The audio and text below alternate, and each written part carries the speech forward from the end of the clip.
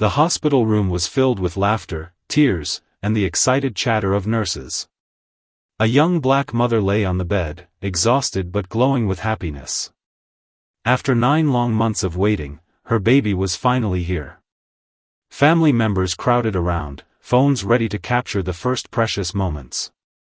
The mother reached out, her hands trembling with joy as the nurse carefully placed her newborn into her arms. But the second she looked down at her baby's face, her smile froze. Her heart pounded in her chest. Something was wrong. The baby's skin was much lighter than hers. The tiny fingers, the little nose, none of it looked like her or the father. A heavy silence fell over the room. The mother's eyes darted to her partner, who stood beside her, his expression shifting from joy to confusion. This can't be right," she whispered, her voice shaking. The nurses exchanged nervous glances. The doctor, sensing the tension, stepped forward. "Is everything okay?" The mother couldn't speak. Her mind raced with questions.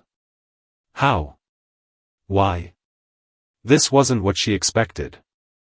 This wasn't what anyone expected. Then, the unthinkable crossed her mind: what if this isn't my baby? The mother's hands trembled as she held the baby close, her eyes scanning every tiny feature. The soft curls, the button nose, nothing matched what she had imagined. Her partner stood beside her, silent but tense, his jaw tight as he studied the child. A nurse cleared her throat. "Sometimes newborns don't look like their parents right away," she offered gently. "The skin tone can change in a few weeks." But the mother knew deep down, this wasn't just about skin color. The baby's entire face was different. The shape of the eyes, the lips, it was like looking at someone else's child. Her heart pounded as a terrifying thought crept in: what if this isn't my baby? The first doubts. She tried to push the fear away. Maybe she was overthinking it. Maybe the stress of labor was messing with her mind. But the more she stared, the more certain she became. Her partner finally spoke, his voice low. "We need to ask the doctor. Something doesn't feel right." The nurses exchanged uneasy glances. One of them stepped out, returning moments later with the doctor, a kind-faced woman who had delivered hundreds of babies. "Is everything okay?" the doctor asked, sensing the tension. The mother swallowed hard. This doesn't look like my baby." The doctor hesitated, then nodded. "Let's check the records." The hospital's response. The staff moved quickly, reviewing the birth logs and security footage. The mother refused to let go of the baby, even as her arms ached from exhaustion. She couldn't shake the fear that if she put the child down, she might never see them again. A nurse returned with a clipboard. "There was another delivery around the same time as yours," she said carefully. "A couple took their baby home just a few hours ago." The mother's stomach dropped. "You think they have my baby?" The nurse didn't answer directly, but her silence said everything. The doctor stepped in. "We'll contact the other family immediately. In the meantime, we'll run some tests to confirm." The waiting game. Hours passed like years. The mother barely slept, her mind racing with worst-case scenarios. What if the other family refused to come back?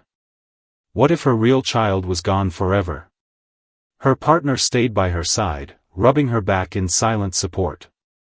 He didn't say much, but she could see the worry in his eyes. Then, a knock at the door. A nurse entered, her expression unreadable.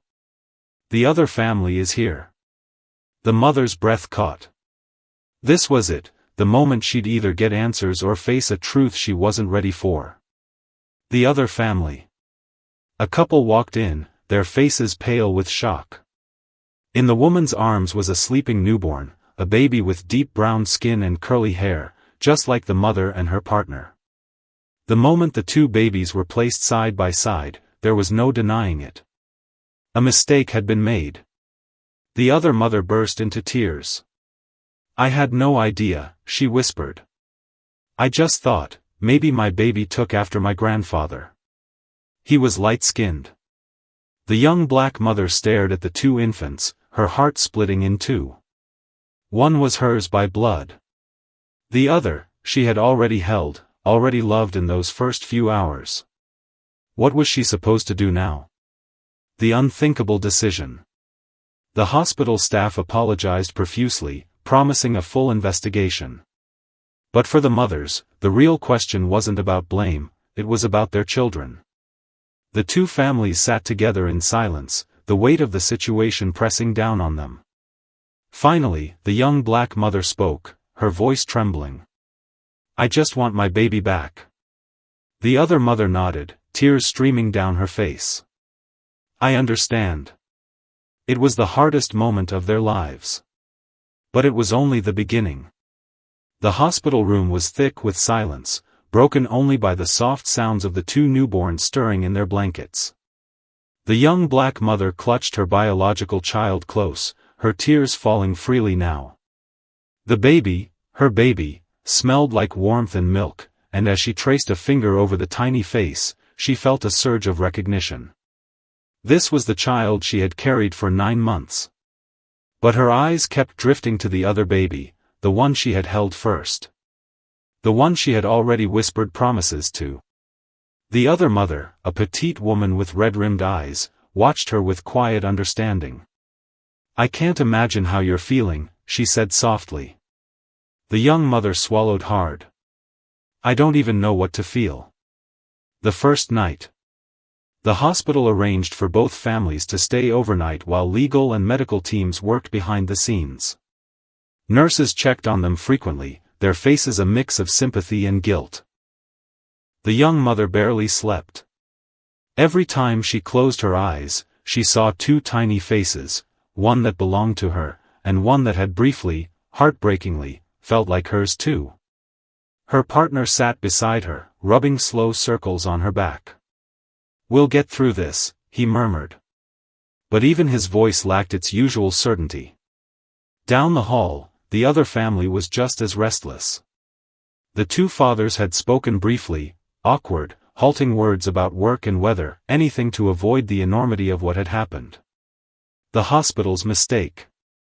By morning, the hospital director arrived, her expression grave. She explained that a nurse had accidentally swapped the babies during routine checks. This was a terrible error, and we take full responsibility, she said. We're implementing new protocols to ensure it never happens again. But apologies couldn't undo what had been done. The young mother listened, her arms tightening around her baby. What happens now? She asked. The director hesitated. Legally, the babies should be returned to their biological parents. But we'll support whatever decision you both make. An impossible choice. The two mothers met in a quiet lounge, their babies in their arms. For a long moment, neither spoke.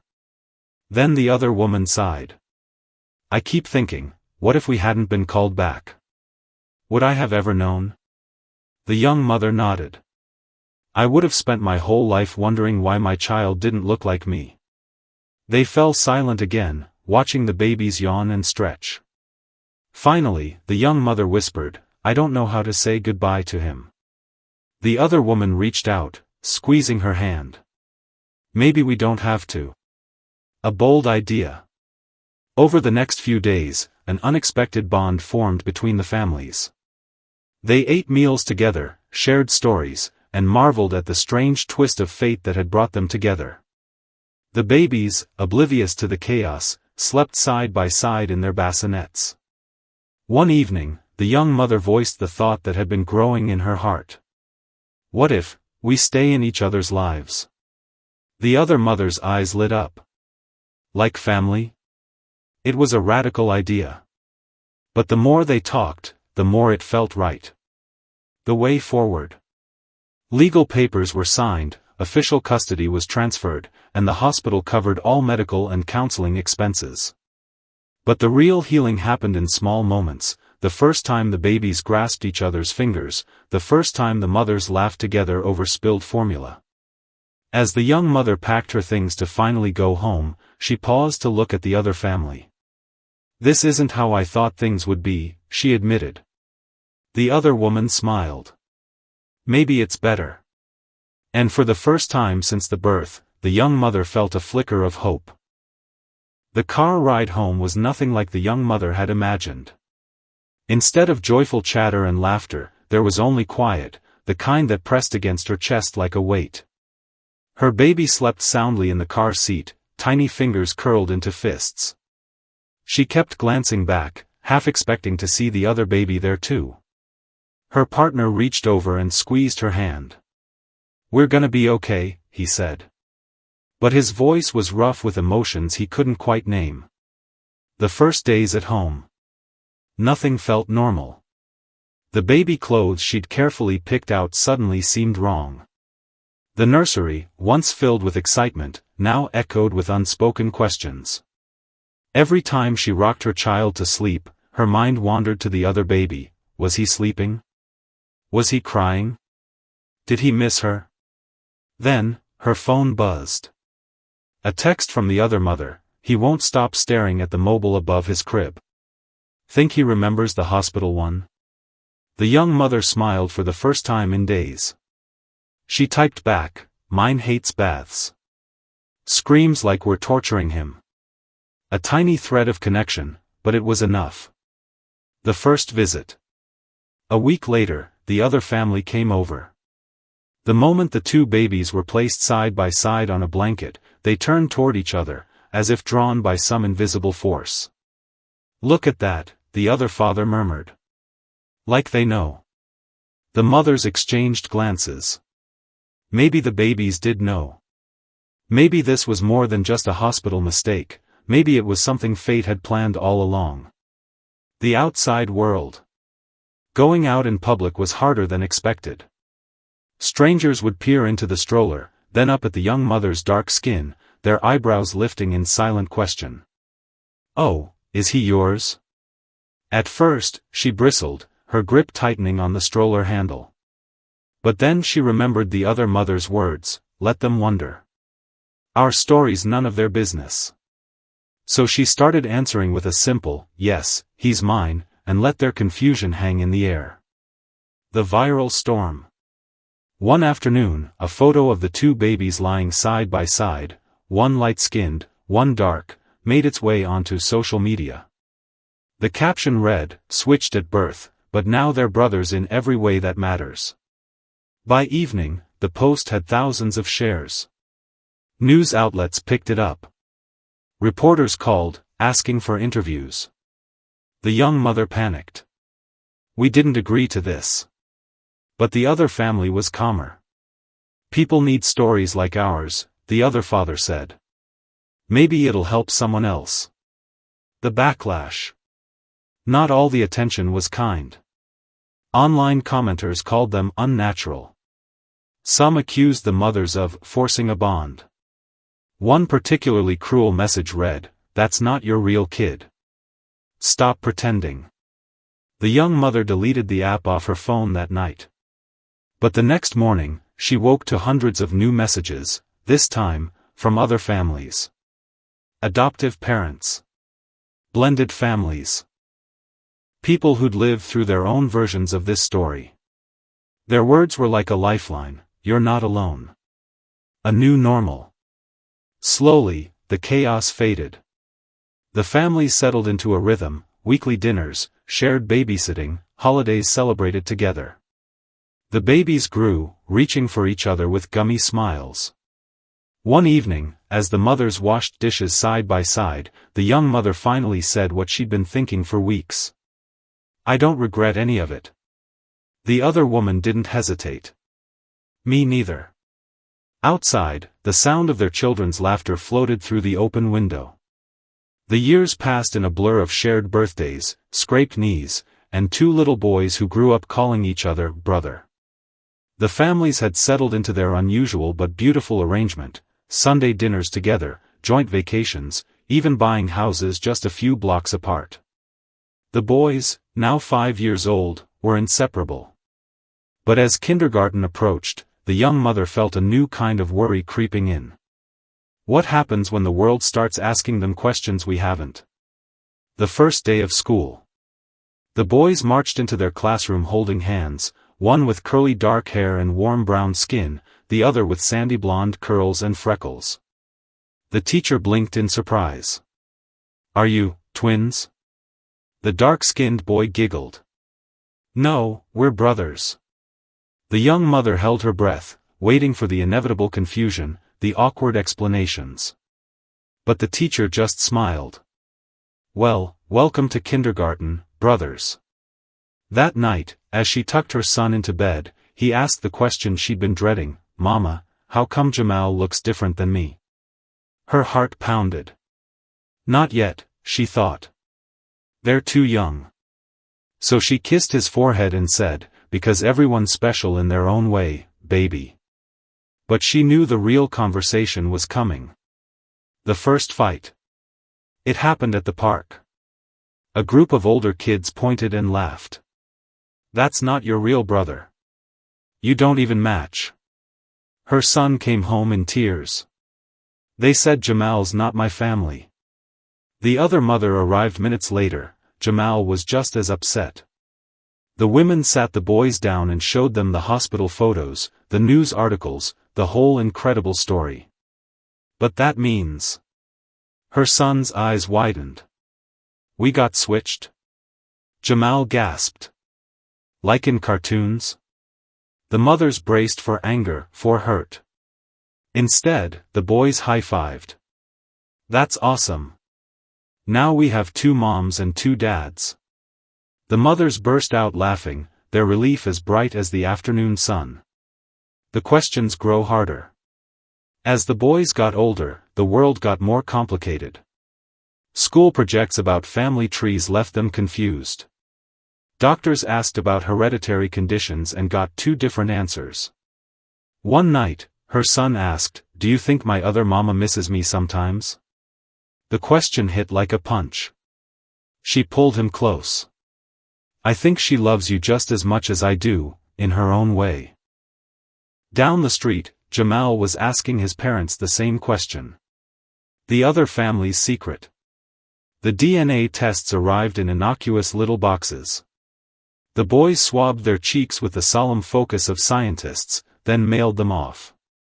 What no one expected was the email that arrived 2 weeks later, not to the boys, but to Jamal's mother. "Your son's results indicate a second cousin match to a woman named Carla Reynolds. Our records show she was adopted. She's been searching for biological relatives." Jamal's mother nearly dropped her coffee. Because Carla Reynolds wasn't just some random name. She was Darius's aunt. A web of secrets. The mothers met in hushed panic. "This means..." The young mother whispered, "Our boys might actually be cousins." The DNA didn't lie. Somewhere in the tangled branches of their family trees, their bloodlines already intersected. The hospital switch hadn't just mixed up strangers, it had unknowingly reunited distant relatives. Now came the impossible question, do we tell them? The explosion. They decided to wait for full results. But Darius, ever the tech whiz, hacked into the testing site's email. "You lied," he screamed that night, shoving printed pages at his mother. "We're not just switched, we're family. And you knew." Jamal reacted differently. He stared at the results for a long time, then said quietly, "So all this time, we were meant to find each other." The mothers could only watch as the boys processed this bombshell in completely opposite ways, one raging at the betrayal, the other seeing it as destiny. The breaking point. For weeks, Darius refused to speak to anyone. He skipped family dinners, ignored Jamal's texts, and blasted music loud enough to shake the walls. Then came the night Jamal kicked open Darius's bedroom door. "Enough," he yelled. "You wanna be mad? Fine. But you don't get to disappear on me." Darius finally broke down. "What if I find more family and they don't want me?" Jamal yanked him into a hug. "Then you still got me, idiot." The decision. With the boys' permission, the mothers reached out to Carla. Nervous phone calls led to cautious meetings, which led to tearful reunions. Turns out, Carla had spent years searching for the baby brother she'd been separated from in foster care, Darius's biological father. At a crowded diner, Darius met his aunt for the first time. She took one look at him and burst into tears. "You have your dad's eyes," she whispered. Jamal, ever the comedian, slid into the booth beside them. "So does this make me, like, your cousin brother now?" The laughter that followed felt like the first easy breath after years of holding it in. A new normal. The boys started high school that fall with a bigger family than they'd ever imagined. There were new holiday traditions, new faces at graduation, new stories to piece together. One evening, as the mothers watched their sons play basketball in the driveway, Darius trash-talking while Jamal laughed, the young mother finally said what they'd both been thinking. "Remember when we thought the hospital made a mistake?"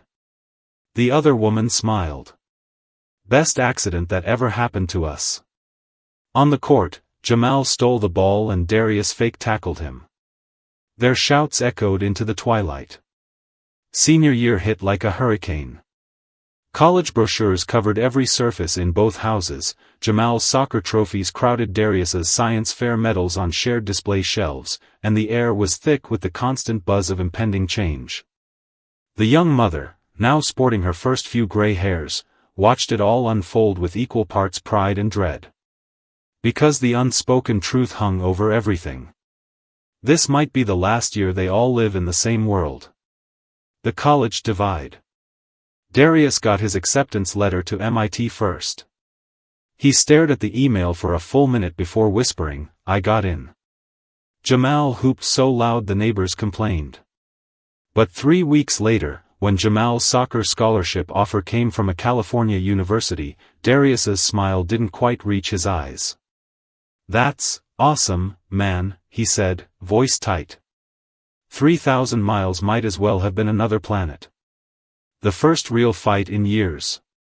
It exploded over something stupid, a borrowed hoodie Jamal lost at a party. But the real issue spilled out fast. "You've been acting like you're already gone," Darius shouted. Jamal shot back, "And you've been acting like you want me to leave." The slam of Darius's bedroom door shook the house. This time, no one came to kick it down. The diagnosis. The headache started in March. Darius blamed stress, until he blacked out during physics class. At the hospital, the doctor used words like rare genetic condition and inherited from biological parents. Jamal's family rushed over, only to face their own gut punch, "You should get tested too." For the first time since the switch, the boys faced something blood did matter for. The wedding invitation. Between hospital visits, an ornate envelope arrived. Carla was getting married, and wanted both boys to walk her down the aisle. Darius traced the embossed letters.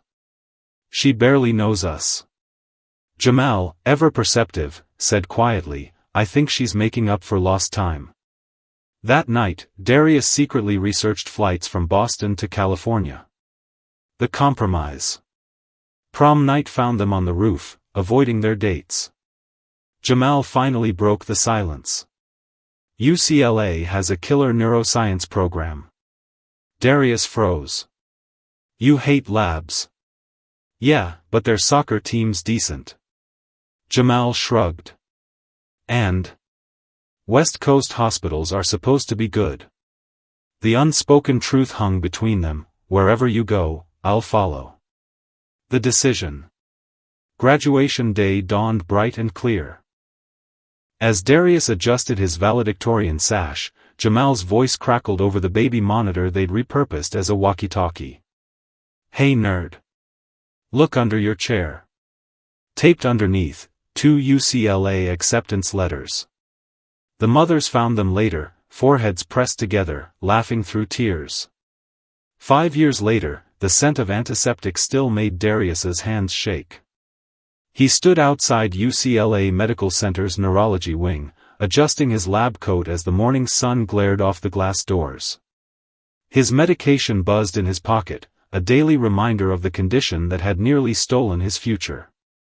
Behind him, Jamal's familiar voice called out, "Yo, Dr. Genius. You gonna stare at the building all day or actually go cure my headaches?" Darius turned to see his brother, now sporting a ridiculous mustache and a soccer coach's whistle around his neck, holding 2 steaming coffees. Some things never changed. The research breakthrough. Inside Lab 7B, Darius's team had pinned their hopes on a radical new treatment. For 3 years, they'd been mapping the genetic mutation responsible for his condition, the same one Jamal had tested positive for last year. This could help thousands, his professor had said. But Darius only cared about 2 people, himself and the brother who'd followed him across the country without hesitation. The unexpected visitor. On presentation day, as Darius adjusted his slides, a nurse tapped his shoulder. "There's a woman at reception asking for you. Says she's family." His breath caught.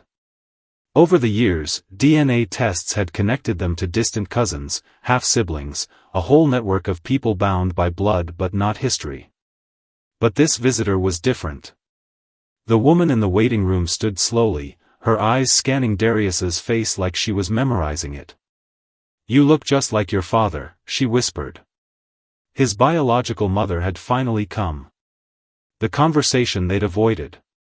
Jamal found them in the hospital garden. The woman, Linda, was explaining her decades-long struggle with addiction, the foster care system that took her son, the years she'd spent too ashamed to reach out. Darius listened stone-faced until she said, "I heard about your research. I came to help." She rolled up her sleeve, revealing track marks and faded scars. "Test whatever you need from me." Jamal, ever the peacemaker, handed her a tissue. "Took you long enough," he said lightly. But his grip on Darius's shoulder was iron-tight. The choice. That night, the brothers sat on their apartment's fire escape, passing a pint of ice cream between them like they had as kids. "You gonna forgive her?" Jamal asked around a mouthful of chocolate. Darius stared at the skyline. "I don't know." A pause. Then Jamal said quietly, "You forgave me for losing your favorite hoodie. That's different. Is it?" The truth settled between them, family wasn't about deserving. It was about showing up.